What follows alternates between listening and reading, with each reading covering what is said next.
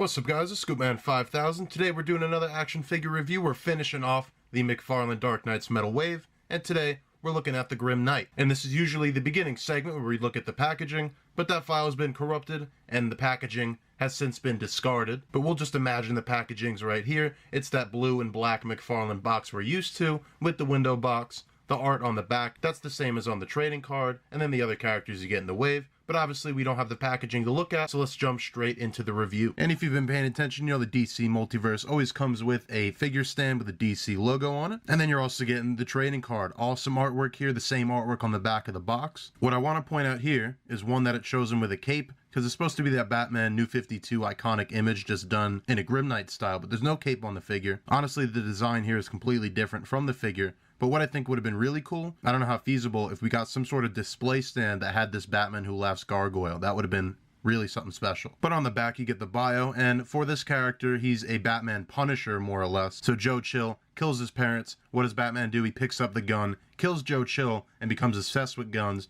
and he basically becomes the Punisher, eradicates any crime one bullet at a time, taking dudes out. And with all the Metal Knights, obviously the world ends, Batman Who Laughs recruits him, but he actually shows up in the Batman Who Laughs comic book. You can see that right here, not actually Dark Knight's Metal. I don't think that was 2016 though, that might be wrong, but he wasn't Batman Who Laughs. I'm pretty sure that came after Dark Knight's Metal. And he was honestly the highlight of that story. He did some really cool things. For his accessories, he's coming with a few things. So we do come with a submachine gun. So he's getting two guns, which is a little disappointing for a character with this much of an arsenal. But what he's got is some kind of submachine gun here. And both of these have pretty simple sculpts, but they're pretty decent. So you can get a look at that. And he's also coming with a grenade launcher. And the grenade launcher is pretty good, pretty impressive size. And he can hold it either single-handed, and he can also kind of double-hand it, which is nice. And then finally, he's got this back attachment. It's all molded as one piece, creates a really cool effect. You got all these guns kind of banded back behind him, and it's got some really unique sculpts in there. And this is really nice actually, because what you're getting here is a bunch of different guns sculpted in here. And while it would have been nice to have these guns as separate pieces, I think definitely this was the way to go for the effect, but I would have just liked to seen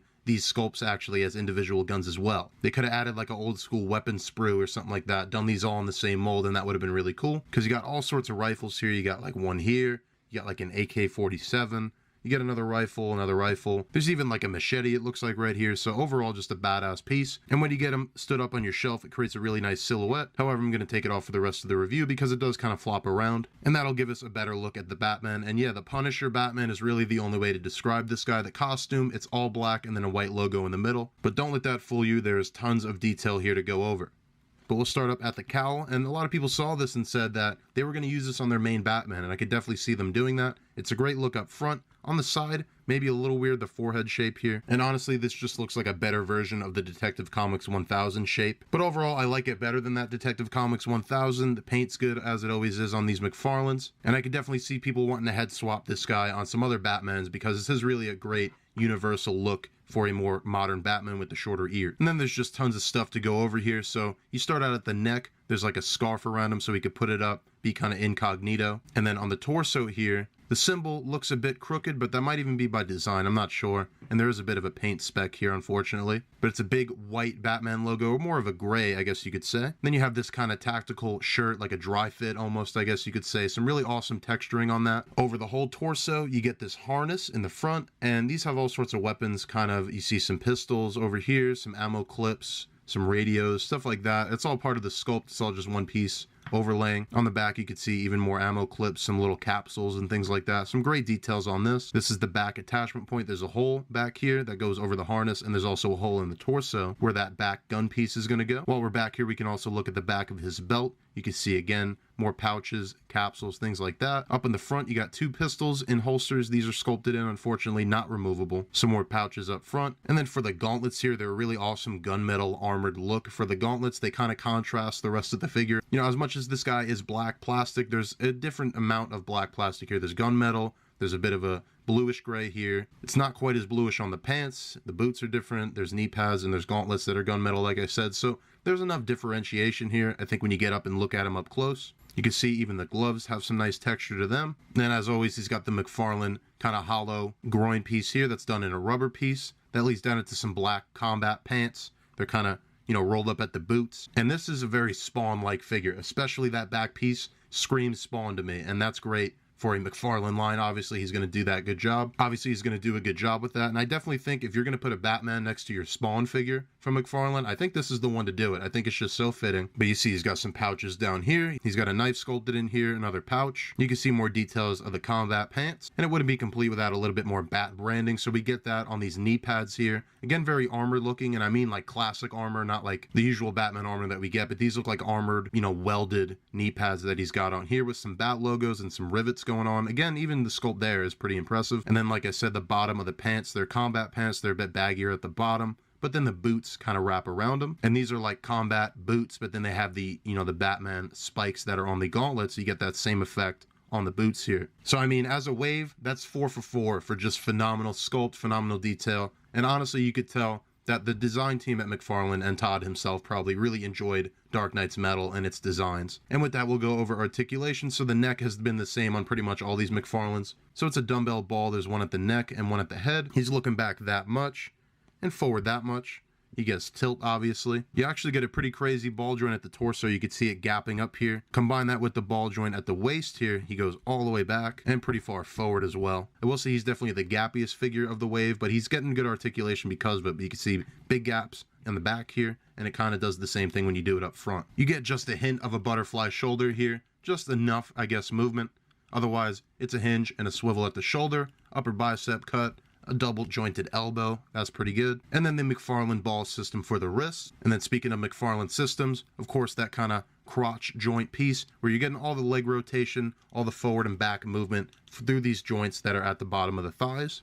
Then you're getting a double jointed knee that is limited by the sculpt here of the bottom of these pants. And then you get those same balls at the bottom of the feet here, along with the toe joint. And overall, that's going to cover the Grim Knight. So now we'll go ahead and do my favorite part. Let's do some comparisons. So here's the Detective Comics 1000 Batman and the animated series Batman. And with all these Metal Knights, they've been pretty consistent in height with the rest of the Batman figures from McFarlane so far. And these heads aren't that easy to pop off, but I'd love to see a head swap between these two. And I'm sure someone's already done it once they got in the Grim Knight. And then here's McFarlane's White Knight Batman and Azrael in the Batman armor. And this line ran a little bit shorter than the other McFarlanes so far, so the armor's actually just about head-to-head with the Grim Knight. And then here he is with the Arkham Asylum Joker and Arkham Asylum Batman. Again, some good heights going here. And then here he is with McFarlane's Nightwing, and I also wanted to throw in McFarlane's Mortal Kombat Spawn. I really wanted to see those two together, and they look great. My Spawn's tricked out with a Terminator grenade belt, and then also some guns from an old Quake 2 figure. And then to compare him with some other DC lines, here he is with the NECA Batman and the Mattel Alfred. Finally, here he is with the Dawnbreaker and the Murder Machine. And then with the Devastator and the Batman Who Laughs. And overall, that's going to do it for the Grim Knight. I had a lot of fun with this guy. I think he's definitely just a fun action figure. And although he only comes with the SMG and the grenade launcher, I think they're good guns. I just wish we got more. I'd honestly love to see McFarlane go back to accessory packs. And for figures we already have, we could get more weapons. If they did this for the entire Metal Knights wave, you can get some more guns for the Grim Knight. You can get some more constructs for the Dawnbreaker. And then maybe more technology, interchangeable parts for the Murder Machine. Maybe Devastator can get Kryptonite or some broken rocks or something like that. I don't know, but they used to do those accessory packs for McFarlane. And I think for 3 out of the 4 of these characters from this wave, it'd be really cool to get an accessory pack. And that's going to complete the Metal Knights wave from McFarlane on this channel. But I still have plenty of McFarlane reviews in the pipeline. There's obviously going to be the rest of the Dark Knights metal. And it seems like McFarlane just has so much coming out. I think Cyborg, the Flash, the Joker are the nearest ones coming out. But further down the line, we're going to be getting that Merciless Build-A-Figure wave. We're going to be getting the Todd McFarlane Collection Batman, the Mandarin Spawn, the Kickstarter Spawn. There's a bunch more McFarlane stuff I have on the way. So if you like that and any other action figure reviews, you know where to stay right here on the channel. I'm going to leave this video off with some action figure photography, and you can see more of that on Instagram, scoopman_5000. And until next time, I'll see you guys in the next action figure review.